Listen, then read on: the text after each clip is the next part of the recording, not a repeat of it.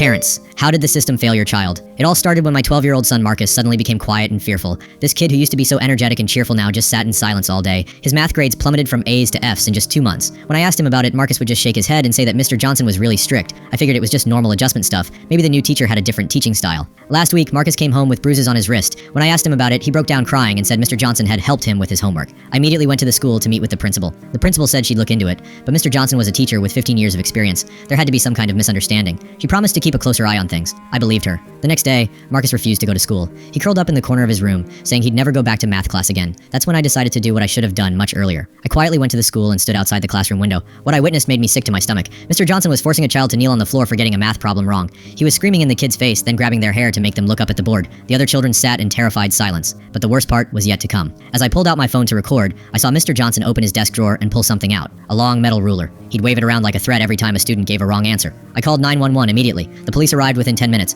When they walked into the classroom, Mr. Johnson was forcing another child to stand with their hands raised for 20 minutes because they couldn't remember the 7 times table. My video went viral. Other parents started sharing similar stories from their kids. Some children had been punished by being forced to eat lunch alone in a supply closet. Others were made to write apology sentences 500 times for a single wrong calculation. The investigation revealed that Mr. Johnson had 12 complaints from previous schools, but somehow managed to transfer to this school without anyone knowing. He was arrested on child abuse charges. The principal was fired for covering it up. The school district had to pay $1 million in damages and establish a new monitoring system. Marcus is now at a new school. He's slowly getting his smile back and regaining his confidence in learning. Last week, my son voluntarily presented a math problem to the class, something I thought would never happen again.